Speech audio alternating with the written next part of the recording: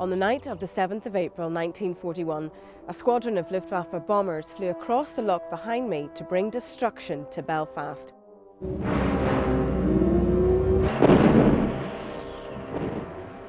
One of the most bombed parts of the city was North Belfast, where a famous landmark sat, Belfast Zoo. At the time, it was home to a collection of wild and potentially dangerous animals, and locals worried what might happen if the zoo was accidentally hit. One of the zoo's curators, Alan Cairns, explains. So were people afraid that all the wild animals would get loose and started running around Belfast? Well, that was a big worry. The Ministry of Public Security decided a bomb could hit the zoo and many of the dangerous animals would escape. So an order was given by the Ministry for 33 animals to be put to sleep, to be shot.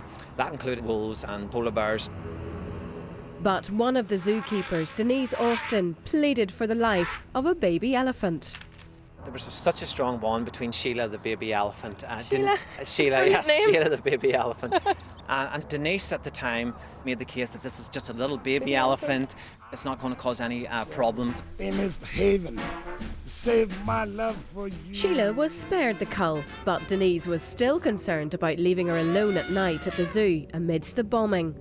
So every evening, unbeknownst to her employers, she would secretly lead Sheila out of the zoo at Cave Hill, down the city streets towards her nearby home. Don't sit under the apple tree with anyone else but me. Anyone else but me. And her house was on this suburban road. No, no, no, don't sit under the apple. This extraordinary photograph shows Sheila here in her backyard in North Belfast. Hello, David. Hello, how are you? I'm hoping that Denise's cousin David Ramsey can answer a question that has been weighing on my mind. Where exactly do you keep an elephant at your house? It's not an easy thing to hide. No. Denise's house was a large coach house to one side of it, and Denise just found it convenient to park Sheila in that coach house overnight. What about the neighbours? Were they not a bit bemused? Initially, I think when the first time the elephant was seen out of the zoo, they were a bit startled. And then they thought, well, that's Denise. Yeah. And over a period of time when the elephant was coming out of the zoo every night, they got quite used to it. In fact, some of the small children would have come along and Denise would have set them on the elephant's shoulders. Talk about an elephant in the room. Denise's daily elephant smuggling went well for 3 months, but then Sheila decided to chase after a neighbourhood dog. Denise thought she'd got away with it.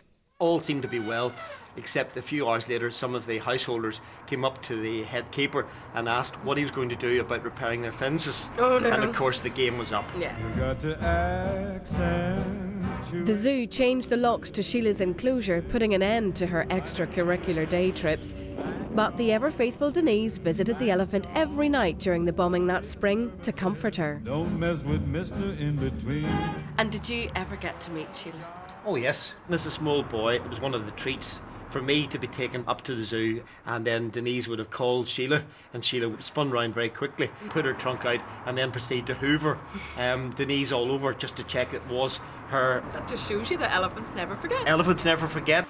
Sheila saw out her days at Belfast Zoo and lived to the ripe old age of 26. Today, the zoo is home to 3 beautiful Asian elephants who live in a purpose-built enclosure. It's kind of a retirement home for older elephants.